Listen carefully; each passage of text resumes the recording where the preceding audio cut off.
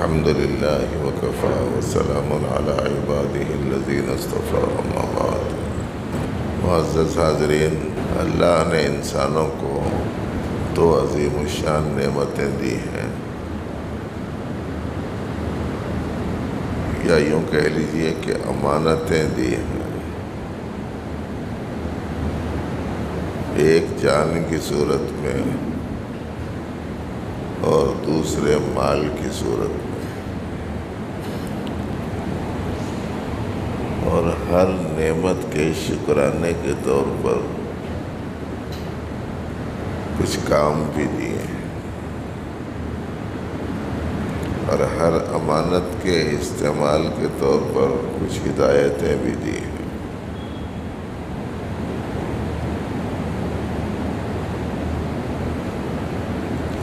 جان کی نعمت کے استعمال میں جانی عبادتیں ہیں، اور مال کی نعمت کے شکرانے میں کچھ مالی عبادتیں بھی دی ہیں۔ اور چونکہ یہ دونوں امانتیں ہیں، اور امانتوں میں احکام بہت ہوتے ہیں، اسی لیے جان کے استعمال سے متعلق بھی احکام ہیں، اور مال سے متعلق بھی احکامات ہیں۔ اب جو آدمی یہ دو چیزوں کی، یہ دو جہتوں سے قدر کرتا ہے، وہی صحیح معنی میں اللہ کی فرما برداری کرنے والا سمجھا جا سکتا ہے۔ جان کی نعمت کے شکرانے میں کام نہیں کرتا، اور جان کی امانت میں احکام کی رعایت نہیں کرتا۔ مال کی نعمت میں مالی کام نہیں کرتا، اور مال کی امانت میں مال کے احکام کی رعایت نہیں کرتا، وہ اللہ رب العالمین کا فرما بردار بندہ کیسے کہلایا جا سکتا ہے؟ اسی لیے اب یہ عنوان کے اعتبار سے تو ایک جامع عنوان ہے، اور چاہیں تو ان دونوں عنوانوں پر سال تمام بھی آپ سن سکتے ہیں، لیکن اس وقت میں تو ہم کو 10 منٹ میں ہی آپ کو کچھ سنانا ہے۔ اب وہ 10 منٹ میں جان سے متعلق تو اتباع ذہن میں رکھ لیجئے کہ دیگر زمانوں میں جان کا استعمال جانی عبادات میں کرو گے تو جتنا انعام مل سکتا ہے، رمضان میں کرو گے تو اس کا 70 گنا مل سکتا ہے۔ اب اس سے زیادہ فضیلت اور کیا چاہیے؟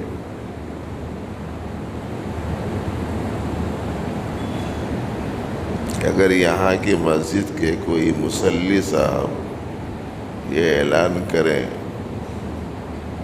صبح میں 1000 روپے جمع کرو اور ظہر میں 70,000 لے کے جاؤ، تو کتنے آتے ہوں گے دیکھو۔ اور عورتیں نہیں آتے، مگر عورتیں بھی پچھواتے ہوں گے، ہم لوگاں ملا کے دے کے جانا گیا 1000 سے، ظہر میں 70,000 ملتے ہیں۔ عام دنوں میں کسی نیکی کے کام کا جتنا اجر ہے، بالخصوص فرائض کا 70 فرضوں کے برابر قرار دیا گیا ہے۔ اس کی بنا پر اس کا خیال رکھیں کہ یہ جو چانس اپنے کو ملا ہوا ہے رمضان کا، یہ اللہ کی جانب سے بہت بڑی عنایت ہے ان کی۔ ورنہ تو گزشتہ رمضان میں لاکھوں لوگ جو تھے وہ لاکھوں یہ رمضان میں نہیں ہیں.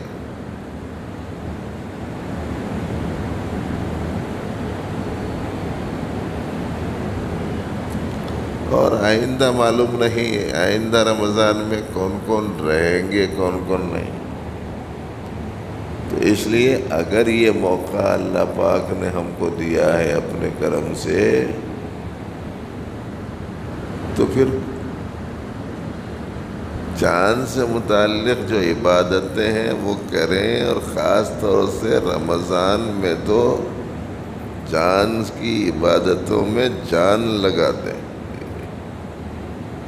جان لگا دے تو سمجھتے ہیں جو اردو جانتے ہیں وہ لوگ جانتے ہیں کہ جان لگا دینے کا کیا مطلب. اور بھائی دوسری جو بات ہے وہ ہے مال سے متعلق. مال کے متعلق مالی عبادتیں بھی ہیں اور مال سے متعلق مالی احکام بھی ہیں. یہ معاملے میں امت بہت پیچھے جا رہی ہے. نہ مالی عبادت سے اسے کوئی سروکار ہے نہ مالی احکام کا اسے کوئی لحاظ ہے.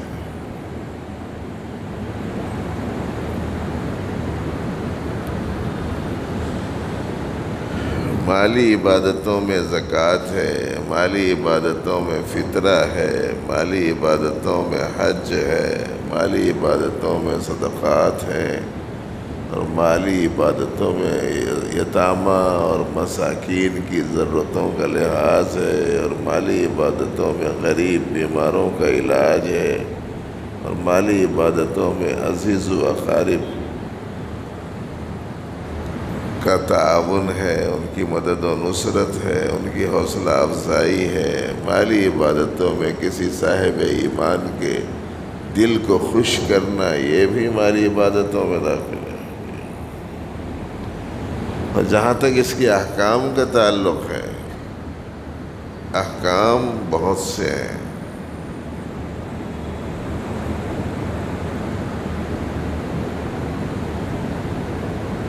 اور آپ کو معلوم ہونا چاہیے کہ زیادہ تر مالی احکام کے بارے میں جو مسائل کی کتابیں ہیں بہت موٹی موٹی ہیں.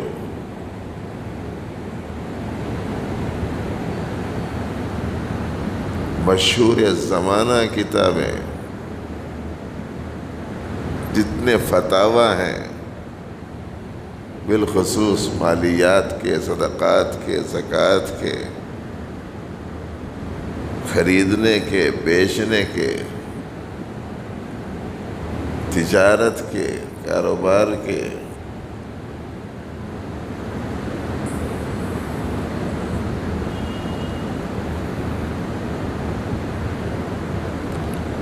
سیدنا امام محمد رحمۃ اللہ علیہ,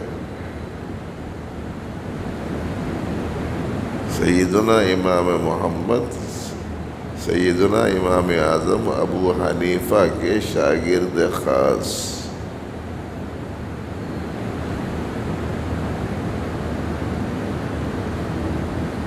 سیدنا محمد ابن ادریس الشافعی کے استاذ,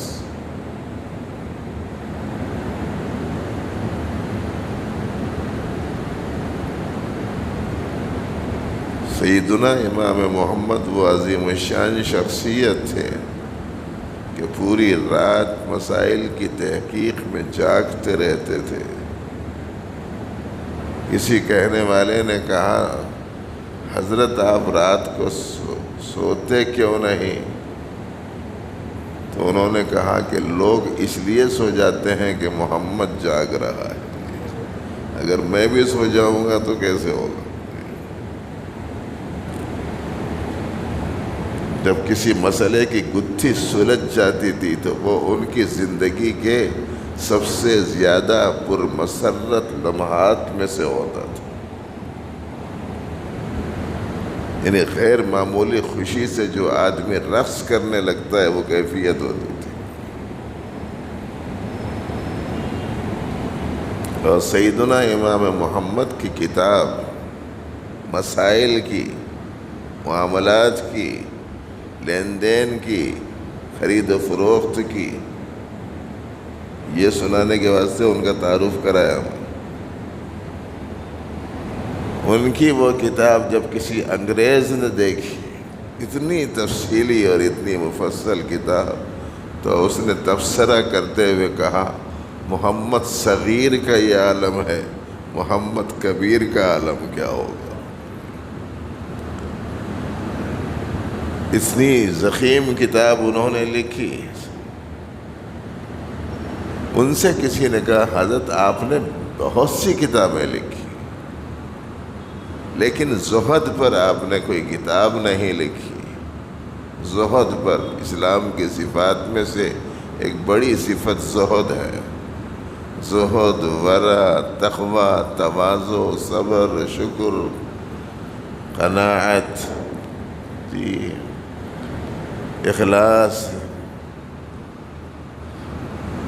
بہت ساری صفات ہیں۔ ان میں سے ایک صفت ہے زہد، بہت بڑی صفت ہے، اس لیے کہ پوری امت کی اصلاح کا آدھا حصہ زہد ہے۔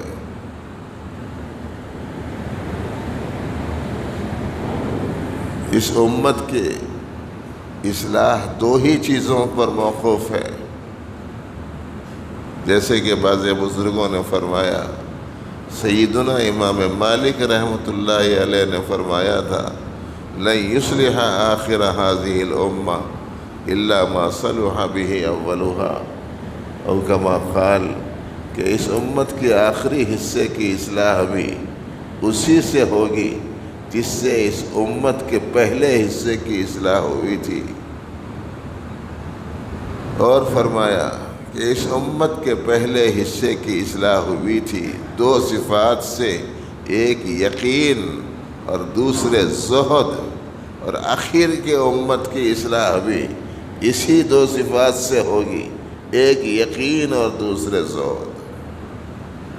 دنیا سے بے رغبتی، اور یہی دو چیزیں آج امت کے اندر سے نکل گئیں۔ اللہ کی ذات پر سے یقین ہٹ کر آدمی کو اپنی صلاحیت، اپنی محنت، اپنی جدوجہد، اپنے کاروبار، اپنی تجارت، اپنی ہوشیاری، اپنی سمجھداری، اس کے اوپر یقین ہو گیا۔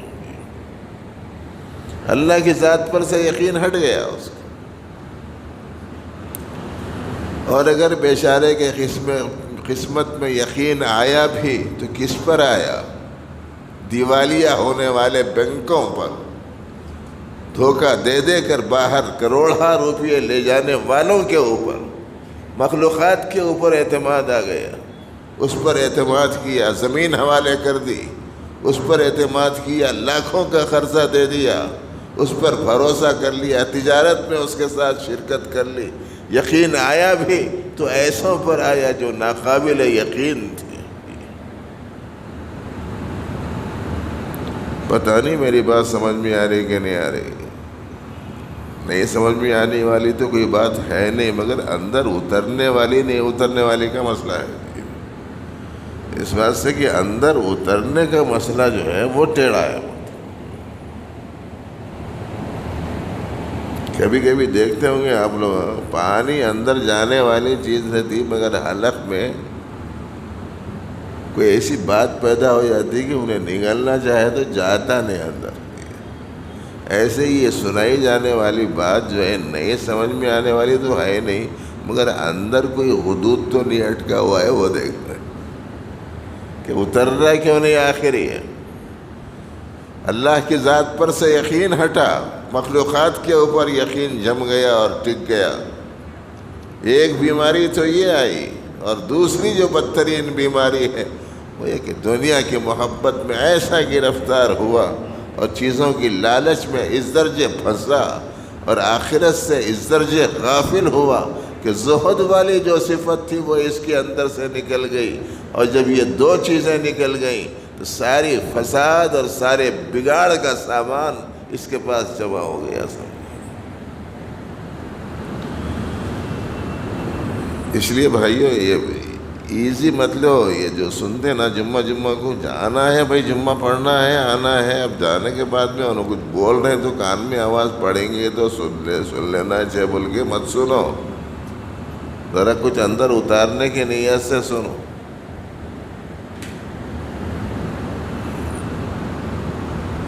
تو اتنے بڑے مسائل ہیں مال کے. ٹائم ہو گیا، اس واسطے سنا رہا ہوں. زکوٰۃ سال میں 1 مرتبہ ادا کرنا فرض ہے.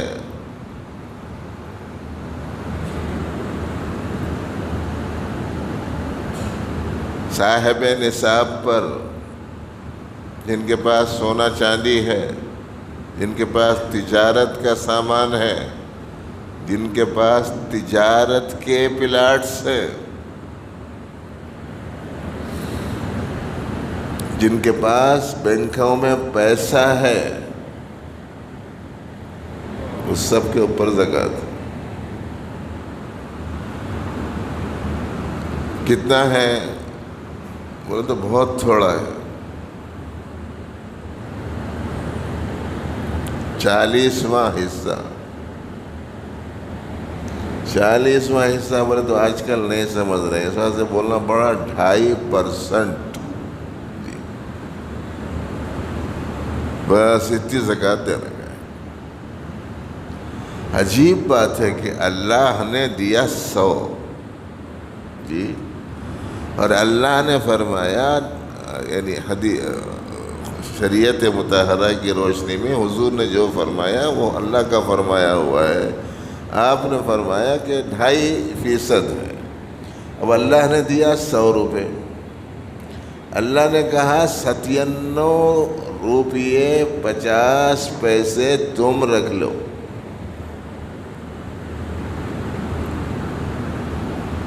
اور 2 روپیے 50 پیسے میرے کو دے.